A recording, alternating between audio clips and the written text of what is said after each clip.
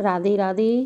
आज मैं आपको भगवान श्री कृष्ण के द्वारा धेनुकासुर का उद्धार सुनाऊंगी। आप जानते हैं भगवान श्री कृष्ण अपने भक्तों का उद्धार भी करते हैं और उन्हें सद्मार्ग पर भी चलाते हैं। भगवान श्री कृष्ण अपने भक्तों को सदैव अपने ही हृदय में निवास देते हैं।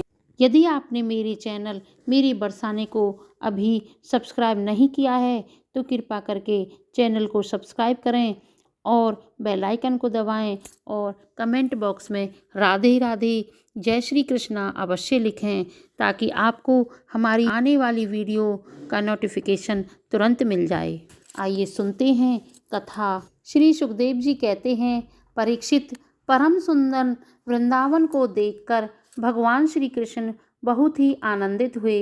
वे गोवर्धन पर्वत की तराई में यमुना के तट पर गौओं को चराते हुए लीलाएं करने लगे। ग्वाल वाल बड़े प्रेम से बोले, यहाँ से थोड़ी दूरी पर एक बहुत बड़ा वन है। वहाँ एक दैत्य रहता है जिसका नाम धेनुक है। वह गधे के रूप में रहता है। उसी के रूप के अनुसार अनेकों दैत्य उसके साथ रहते हैं। श्री कृष्ण और बलराम दोनों हंसते हुए उसी वन की ओर चल दिए। बलराम जी ने पेड़ हिलाकर बहुत से फल नीचे गिराए। धेनुक दैत्य ने जब फलों के गिरने की आवाज़ सुनी तो वह उधर दौड़ा। उसने आकर अपने पिछले पैरों से उसकी छाती पर दुलत्ती लगाई। बलराम जी ने अपने एक ही हाथ से उसके दोनों पैर पकड़ लिए और उसे घुमाकर ताड़ के पेड़ से दे मारा।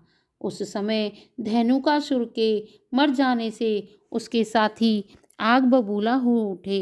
सब मिलकर श्री कृष्ण पर टूट पड़े। जो राक्षस श्री कृष्ण और बलराम के पास आया उसे उन्होंने पकड़कर वृक्षों पर पटक कर मारा। वह वन दैत्यों के मृत शरीरों से पट गया। देवताओं ने श्री कृष्ण और बलराम जी पर फूलों की वर्षा की। सभी ग्वाल वाल निडर होकर ताड़ फल खाने लगे। इस प्रकार श्री कृष्ण ने धेनुकासुर का उद्धार किया। इसके बाद बलराम जी और श्री कृष्ण ब्रज में लौट आए। बंसी की आवाज़ सुनकर गोपियाँ एक साथ अपने घरों से बाहर निकल आईं। गोपियों ने अपने नेत्रों रूपी भ्रमरों से भगवान श्री कृष्ण के मुखारबिंद का मकरंद रसपान कर दिन भर के विरह की जलन को शांत किया। यशोदा और रोहिणी ने उनके शरीर पर तेल का उपटन मलकर स्नान कराया और आभूषण पहनाकर स्वादिष्ट भोजन कराया। भगवान श्री कृष्ण एक दिन ग्वाल वालों के साथ यमुना तट पर गए। उस दिन बलराम जी साथ नहीं गए थे। प्यास लगने पर सबने यमुना जी का जल पीकर अपनी प्यास बुझाई, परंतु सब गौएं और ग्वाल वाल उस जल को पीकर प्राणहीन होकर यमुना जी के तट पर ही गिर पड़े। परंतु भगवान श्री कृष्ण ने अपनी अमृतमयी दृष्टि से सबको जीवित कर दिया। उन सब ग्वाल वालों ने सोचा कि हम सब विषैला पानी पीने से मर चुके थे, परंतु भगवान श्री कृष्ण ने हमें जीवित कर दिया है। यमुना जी में कालिया नाग का एक कुंड था। उसका जल विष की गर्मी के कारण खौलता रहता था। यहाँ तक कि उसके ऊपर उड़ने वाले पक्षी भी झुलस कर उसमें गिर पड़ते थे। उस कुंड में कालिया नाग रहता था। भगवान श्री कृष्ण जी ने अपनी कमर का फेंटा कसा और कदम्ब के पेड़ पर चढ़ गए। वहाँ से ताल ढोक कर जल में कूद पड़े। भगवान श्री कृष्ण कालिया देह में कूदकर गजराज के समान जल उछालने लगे।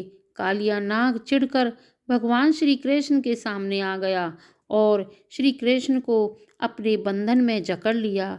तब वे एक मुहूर्त तक सर्प के बंधन में रहकर बाहर निकल आए। भगवान श्री कृष्ण ने अपना शरीर फुलाकर खूब मोटा कर लिया। इससे सांप का शरीर टूटने लगा।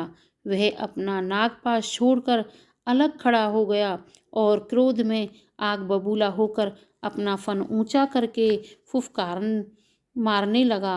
अपने वाहन गरुड़ के समान भगवान श्री कृष्ण उसके साथ खेलते हुए पैंतरा बदलने लगे। सांप भी उन पर चोट करने का दाव देखता हुआ पैंतरा बदलने लगा। पैंतरा बदलते बदलते सर्प का बल क्षीण हो गया।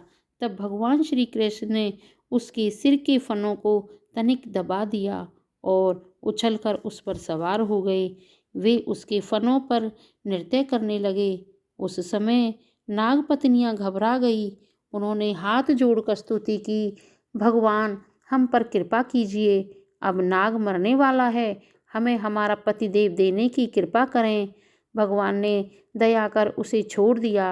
श्री कृष्ण जी ने उनसे कहा, अब तुम्हें यहाँ नहीं रहना चाहिए, तुम अपने जाति भाई पुत्र पत्नियों के साथ शीघ्र ही समुद्र में चले जाओ।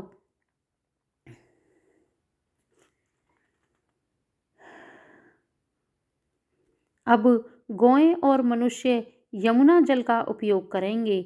मैंने इस कालिया दह में क्रीड़ा की है, इसीलिए जो पुरुष इसमें स्नान करके जल से देवता और अपने पितरों को तर्पण करेगा एवं उपवास करके मेरा स्मरण करता हुआ मेरी पूजा करेगा, वह सब पापों से मुक्त हो जाएगा। कालिया नाग ने भगवान की पूजा की और परिक्रमा करके रमणक द्वीप, जो समुद्र में सर्पों के रहने का स्थान है, वहाँ अपने कुटुंब सहित चला गया। अब यमुना जी का जल अमृत के समान पवित्र हो गया। नंद बाबा और गोप बहुत प्रसन्न हुए। मनुष्य को अपने पापों से मुक्ति पाने के लिए हमेशा हरि भजन करते रहना चाहिए। हरे कृष्ण कृष्ण कृष्ण हरे हरे, हरे राम राम राम हरे हरे। बोलो जय श्री कृष्ण।